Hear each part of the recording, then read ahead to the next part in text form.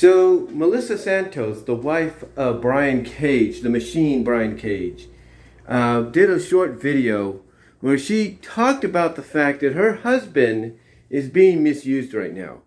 And that if you look at his reputation and what he's done on the indies, Lucha Underground, where she met him, PWG, you name it, any place he's been treated as a big deal. And she's absolutely right. In all accounts. She's absolutely right in all accounts. And right now, he's not getting that opportunity. I mean, you bring him in to AEW as a big deal.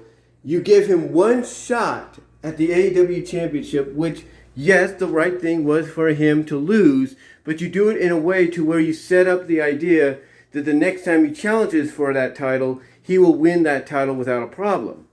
And yet,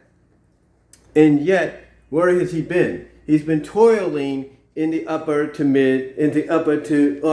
mid to upper card. Mostly the mid. That's where he's been toiling. Most of the time, he has held the FTW Championship, which is not, as far as I know, an official AEW championship. It's a makeshift championship that Taz was allowed to bring in because Tony Khan's a fan. Now, there's nothing wrong with being a wrestling fan, owning a company, and trying to show a certain somebody up in Greenwich, hey, see, even I could do this. See, this is how you treat wrestlers. There's no problem if you want to do that if you know what you're doing. But if you're going to sign someone like a Brian Cage to a contract, and you're going to bring him in as a big deal, you're going to have him win his debut match, which was a Casino Battle Royal. Well, at least, his debut match, which was Casino Battle Royal, earn himself a title shot, which, again, the right call at the time was to have him lose, but not lose in a way that made him look weak. It still made him look powerful and strong.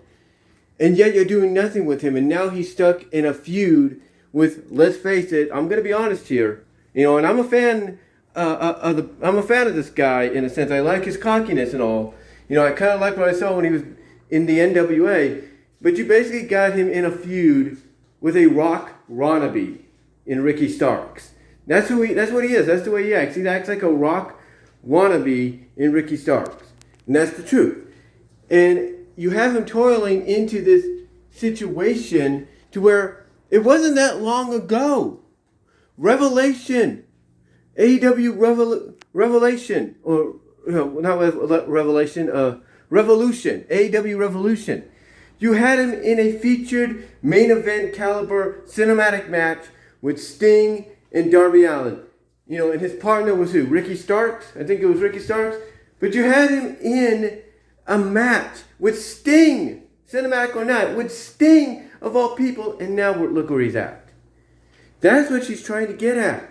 He's being misused. And if Tony Khan values his talent, and it's not just signing them because he wants to prove a point to Vince McMahon, hey, see, I can do this too and treat them the way you should be treating them, that.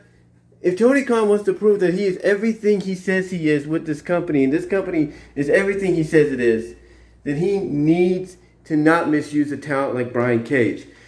If this keeps up, I would not be surprised, and this is the honest truth, I would not be surprised that once his contract with All Elite Wrestling is up, that Melissa Santos tells him, don't resign, go to WWE, because at least you'll be treated right there.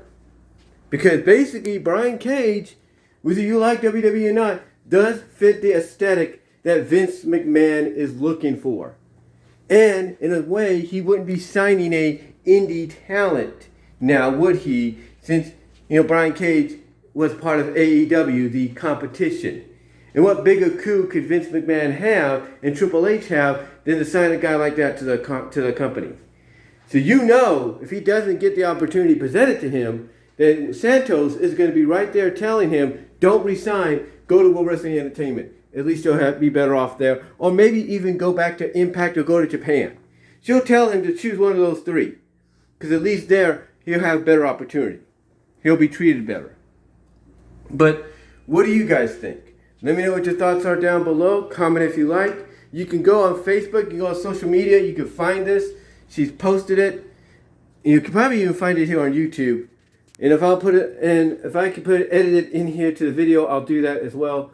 But yeah, she is not too happy. She is not happy whatsoever. And I know some people would say that she shouldn't be using social media to vent her frustrations for her husband, who's currently part of the biggest company in the world, because that could hurt him. But you know what? She has a right. She has a right. She has a right to feel that way because, look, again, he was a big star in Lucha Underground. They made him champion there. They treated him like he was a big freaking deal. Unstoppable beast. Actual machine, if you will. He goes to Impact. Does the same thing. PWG, any Indies Fed that had a top championship they considered a world title, that he was part of, he won. Even AAA and all that. He won. He succeeded. And what she's getting at is he's not getting that opportunity here. He's being misused. And it's in a company to where talent isn't supposed to be misused. But let me know what your thoughts are. Comment down below. Live stream during the premiere. Like the video. Check out my Teespring store. But again, she's absolutely right. She ain't wrong. She ain't wrong. I mean, again, I haven't watched AEW that much. I do pay attention to it. But anytime I've seen them highlight Brian Cage, I'm like, I look at this guy and I'm thinking sooner or later they gotta put the strap on him. I know that's cliche to say, but in his case they do. But yeah, right now that doesn't seem to be the case. But hopefully it might change, and hopefully it'll, what I'm trying to say is hopefully in time that might change, and hopefully if that time does come, Melissa Santos, may not be so upset about the situation. But let me know what your thoughts are, and I'm out.